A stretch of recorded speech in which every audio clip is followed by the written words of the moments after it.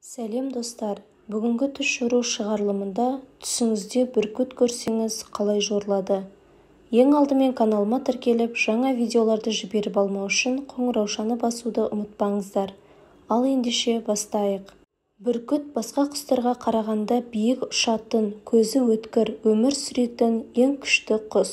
Түсінде бүркіттің өзіне шабуыл жасаған көрген адам сұлтанның қаһарына ұшырайды, немесе оның үстіне бір әділетсіз адамды отырғызады. Түсіңізде мойынсұнғыш бүркітті иемдену, әлемде үлкен күшке ие болу, патшаны басып алу немесе кез келген билеушіні азаптау.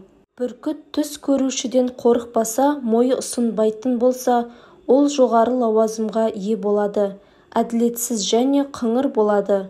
Бүркіт және сұңқар сияқты жыртқыш құстар билеушілер мен төрелерді білдіреді. Осы құстардың бірі түс көрушіні қанаттарын жайып алып аспанға жетсе немесе жақындаса, ол осы құс көрсететін билеушіге ұзақ сапарға аттанар еді. Егер құс аспанда тығылса, бұл сапарда өлім басып озады.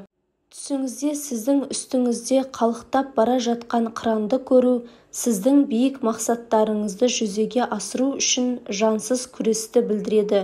Дегенмен, күрес сіздің жеңісіңізбен және сіз қалаған нәрсеге қол жеткізумен аяқталады.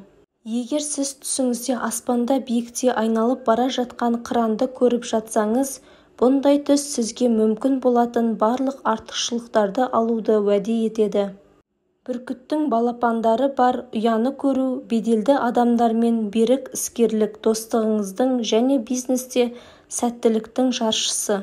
Түсіңізде бүркітті өлтіру, бұл сіздің көтерілуге деген кедергі болатын барлық кедергілерді жеңуге деген ерекше шешімдеріңіздің белгісі. Түсіңізде бүркіт етін жеу сіздің мінезіңіздің орасан зор күші туралы куәландырады. Ол кез келген сынаққа төтеп беруге және өлім қаупінен кейін шегінбеуге көмектеседі.